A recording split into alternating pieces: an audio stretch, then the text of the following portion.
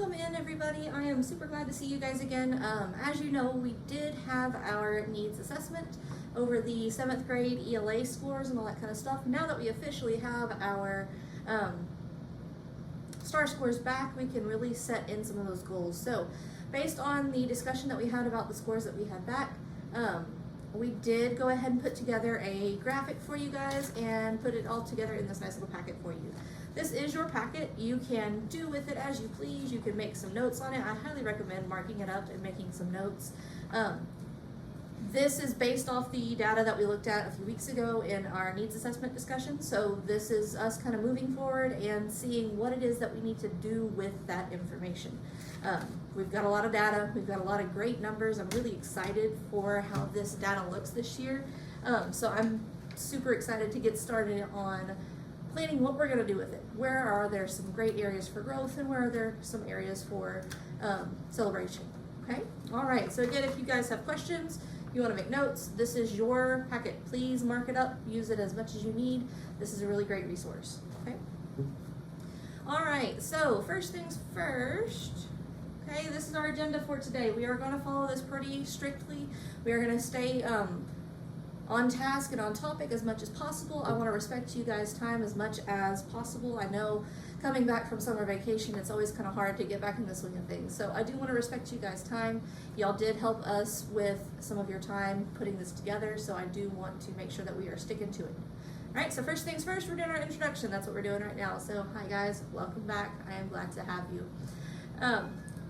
Then we're going to talk about why a needs assessment. Why did we do our needs assessment? Why is a needs assessment important? Then we're going to look at where we got our data from, our students, our instructional goals, and what's next. Now, I don't want us to get too overwhelmed when we get to the what's next part. Okay, there's a lot of information that we're going to go over today, and the what's next is something that we're going to roll out over the next school year. It is not something that I expect you guys to implement day one and have it all nailed down just like that. Okay, this is something that's going to be a working process. We're going to have to definitely troubleshoot as we go, and we're going to work as a team to make sure that this is the best solution for our students, the thing that is the best thing for our students. Okay? All right, so quick little brief intro. Again, we just kind of talked a little bit about it. We're going to look a little bit at what we are looking at. So STAR scores are released. We can really dive deep into the data and see what's next. Again, we went ahead and used our preliminary scores that we got back a little earlier to put together our graphic, okay, and kind of put together a skeleton of a plan in our last needs assessment meeting. This time we're going to look at that information now that we have it in concrete, and we're going to move forward with what is next. Okay, we had an idea. This is what's important. Another thing that we always look at whenever we are going through state scores is how do we compare to our state? How did our scores hold up to the state scores, to the region scores, to all the other scores in the district? Okay, so that's what we're going to be looking at today is the release STAR scores, the official ones.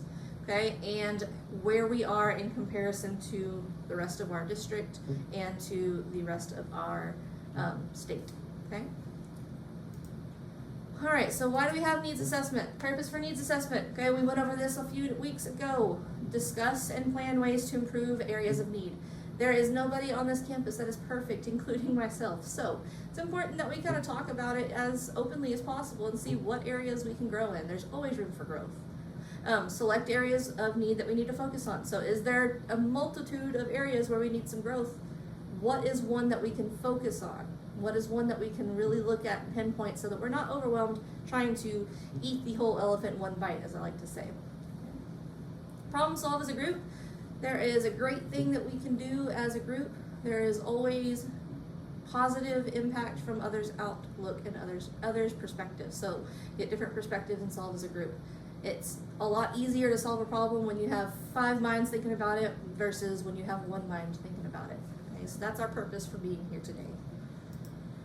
All right, so the data we used, you guys know this, we went through it. We used our map data. Okay, there's a really pretty chart that we put together with all of our students and all of the information and their test scores throughout the school year. It's really helpful to have this. We are definitely going to be rolling this out at the beginning of the school year this year and trying to keep track of this as we go versus putting it all together at the end. So this will kind of help us with our STAR scores in the end, I believe, because it will help us see where we're starting to lose them and where we're starting to have some gaps with our students. All right, we're also using our benchmark data. We took our benchmark on March 4th last year. Based off of the benchmark data, we were all pretty happy about that. Using the scale score from our STAR test from last year, it looked like a majority of our students were set to do pretty well on their STAR test. If we kept them doing what they were doing, if we kept focusing on those areas where they were lacking, focusing on those areas where we are kind of struggling, they were set up to do pretty well on it. So benchmark scores, I want to applaud you guys on. Last year that was a huge bright point. So let's see if we can continue doing that in the coming year. Okay. We also are looking at the STAR growth from the 6th grade to the 7th grade. Okay, so what did they score? What did this year's 7th graders score on their STAR test last year as 6th graders? Okay, we're not doing it 7th grade from last year and 7th grade from the year previously and 7th grade from this year. We're doing it last year's 6th graders who are now our 7th graders. How did they do on this test versus the test that they took in 6th grade? Okay, so did they show the growth is what we're looking for. All right, and then of course, where we get our data from, again, it is the CRS system in Texas, texasassessment.gov. You know that site is a great place to get all of your STAR information. Okay. Questions so far? Everybody good? Fantastic. All right, so looking at our students, we're focusing on 7th grade currently. So out of the 759 students that we have on our campus here at HMS, 235 of those are 7th graders. So we have quite a large group of 7th graders. Our 8th grade class we know is our biggest class. But out of our entire student body, 431 of those students are at risk of not graduating. Okay, 153 are emerging bilinguals or students who speak another language besides English at home. And then 523 are economically disadvantaged. So when we go into looking at this data, it's important that we take into consideration where our students are coming from, how they are feeling, how they are thinking, what their life is like when they go home. Some of them, they may have to take care of 4 or 5 brothers and sisters because mom and dad have to work.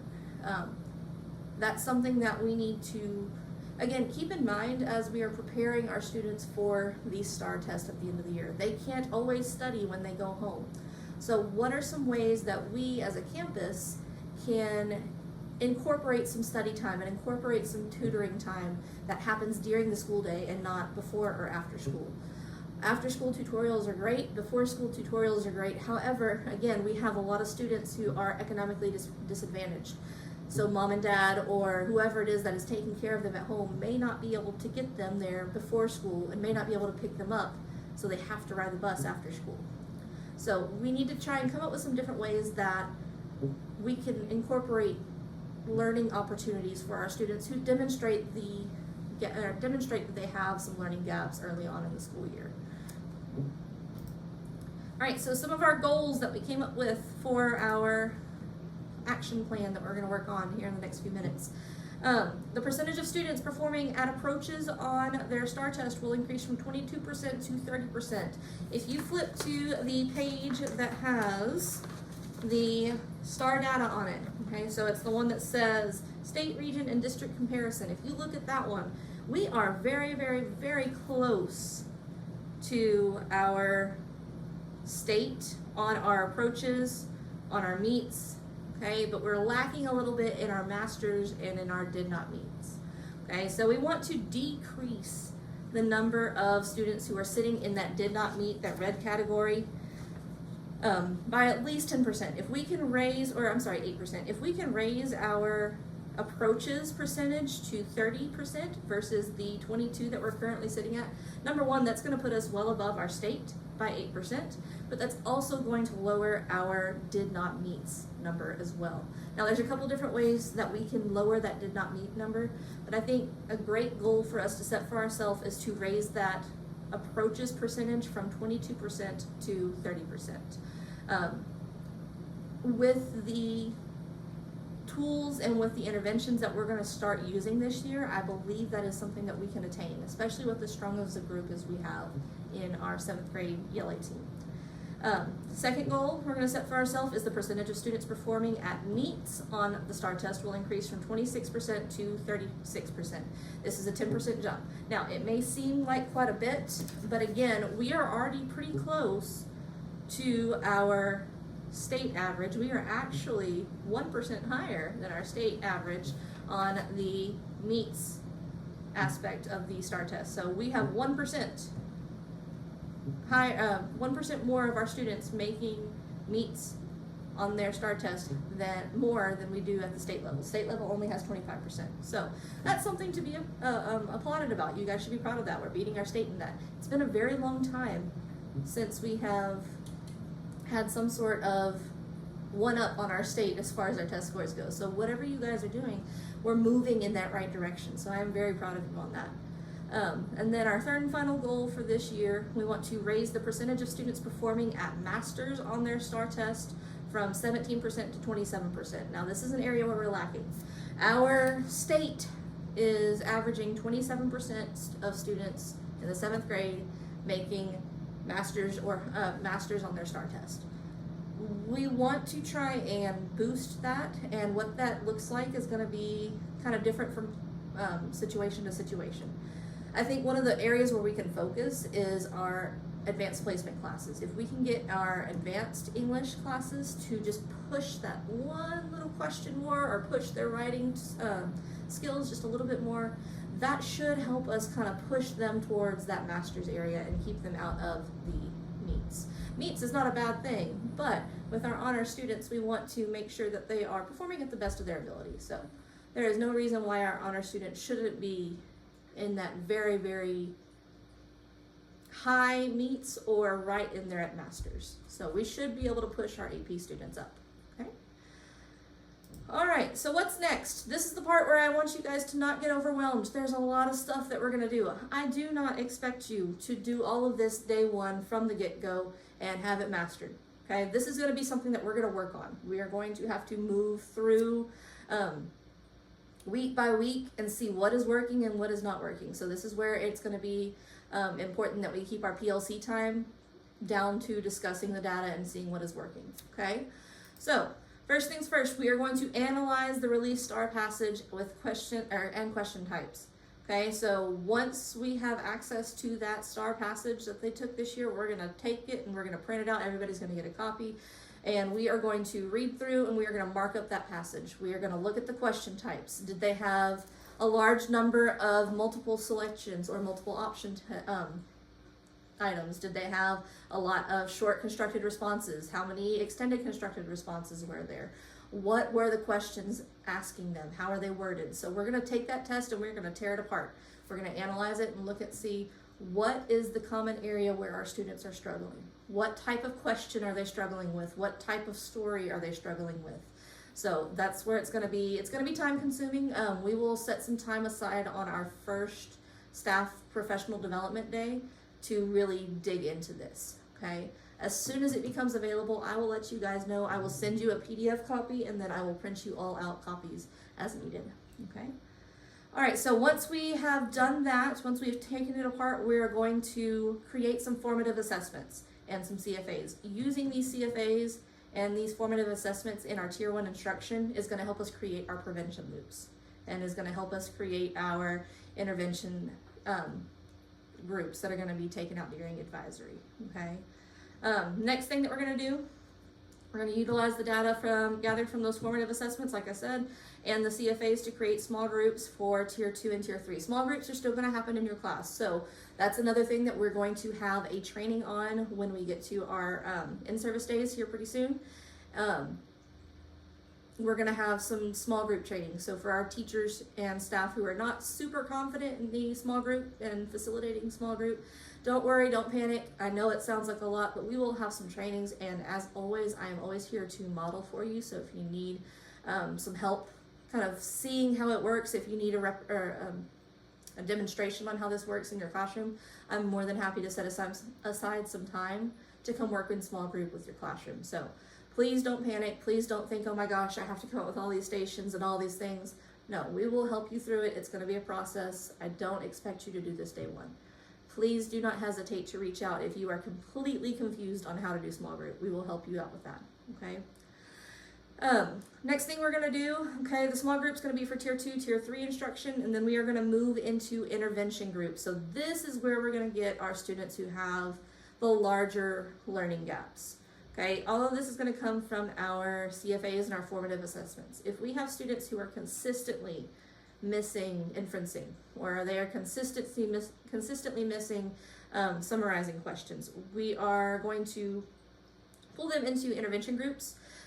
We will have one-on-one conversations with these students. You can talk to them about it if you would like, if you feel comfortable doing that. And we're going to pull them during their advisory time. So they're not going to get pulled out of their band class or their athletics or their art or something like that. They're not going to be embarrassed or anything like that. They're just going to be pulled out of their advisory time, which is meant to be a study hall type situation where they can do homework, catch up on things and stuff like that. So they're not missing any instruction, but they are getting the individual and one-on-one or small group attention that might help them kind of close some of those learning gaps. Okay, we will rotate these groups. They're going to happen every 10 to 15-ish days. We should have some checkpoints in there. Our students do have the opportunity, if they show mastery on the particular skill that we decided to put them in the intervention group for, they can test out of it. So if they end up doing great on 4 out of the 5 CFAs that we do, or 4 out of the 5 checkpoints that you do during the intervention time, then they don't have to come to intervention anymore. If they can show that they have mastery of it, that's fine. That's what we're looking for, is can they master this topic? Okay? All right, I know that was a lot of information. Okay, again, do not panic. I don't expect you to have this all mastered in one day or in 1 week. Okay, we're gonna do this week by week. We're gonna sit together in PLCs. I'm gonna be in as many of y'all's PLCs as I possibly can to kind of just help y'all digest some of this data. So what I want you guys to focus on today is looking at your data.